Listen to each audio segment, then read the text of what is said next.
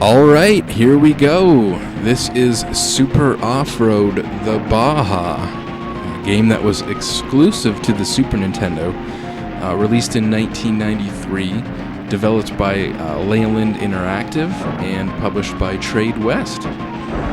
Some of you guys who are my age will probably remember the older Super Off-Road games. They were very popular in the arcades because of their unique cabinet with 3 steering wheels, 3 players at once.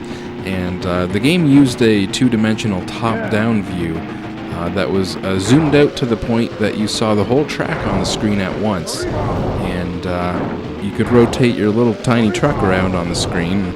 Obviously, the whole point was you could see all the trucks on the screen at once, so you could have 3 players or even 4 players at once on the NES version with the NES Satellite or 4-score.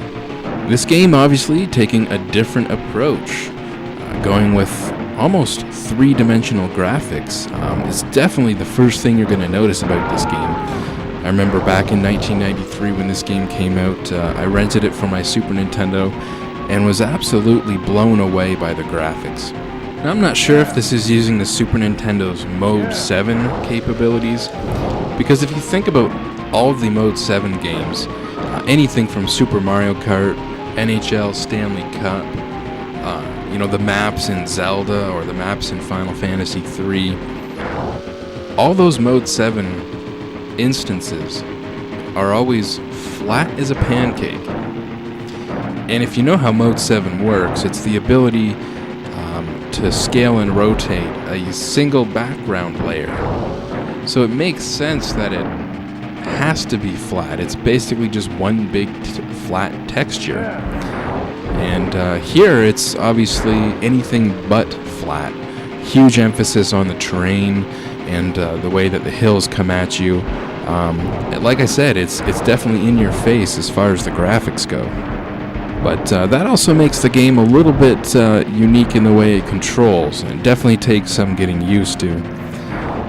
Normally if you think about it in a racing game, the camera's pretty much always right behind the car. The car doesn't rotate away from the camera. Here, the track's always coming at the screen straight on. Even in the corners, it's coming towards the screen, and the way it's scaling towards you is always straight on. And it basically just pans to the left or to the right. The way the car turns is very unique because it's basically rotating on the spot, but it has a very, very wide range in the way it steers. It basically has like 4 angles that you can hold. And once you start turning the car, like if you turn the car 20 degrees to the right and it's angled 20 degrees on screen, you let go of the D-pad, it doesn't self-center. It continues to dart off to the right. And then you actually have to bring it back yourself. So it's not like a self-centering steering system, which once again gives the impression of a wider range of steering, which in this kind of an off-road truck racing game, it actually works really well. You have to get used to it.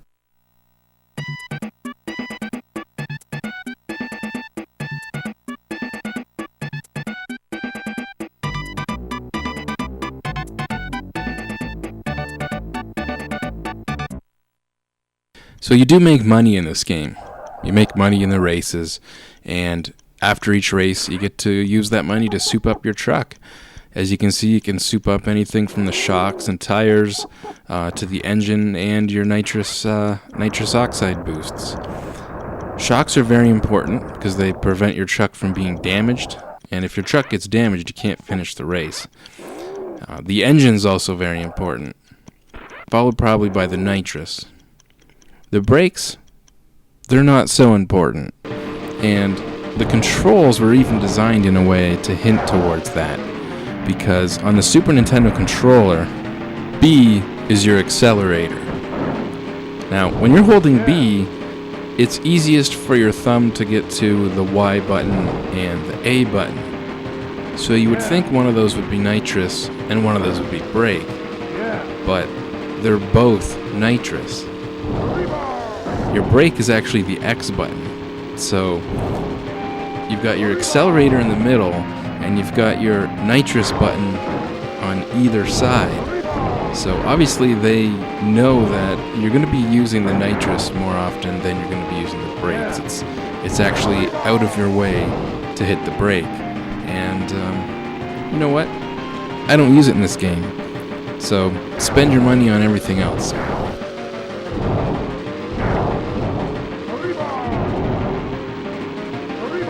As I mentioned, the trucks do take damage in this game, and upgrading your shocks will prevent the truck from being damaged every time you get air and crash back down to the ground.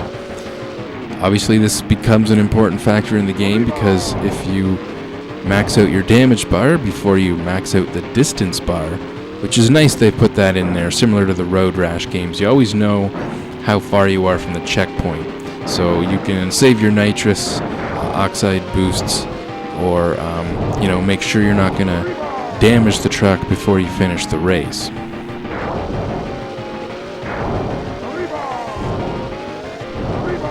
This game starts off very difficult because the controls are very unique, like I said, and it takes getting used to. I got used to it really quick, and I was thinking this game's pretty easy.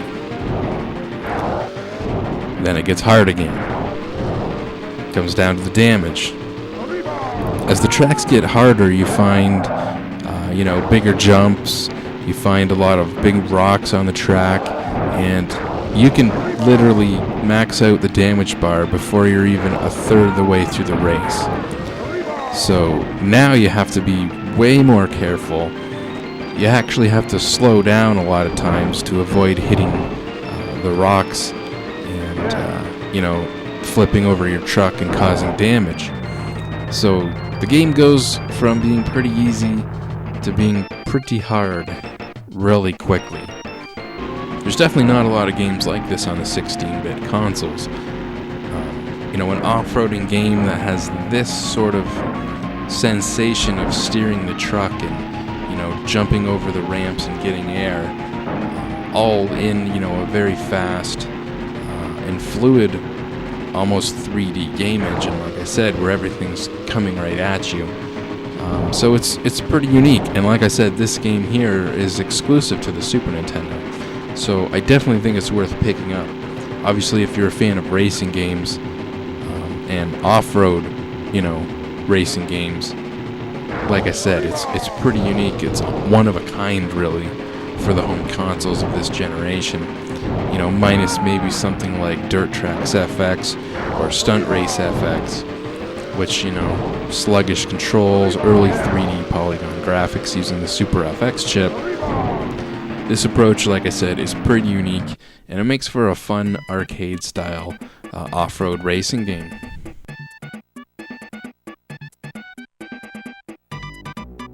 Oh, look at the happy Stigs. Happy Stiggy Puffs.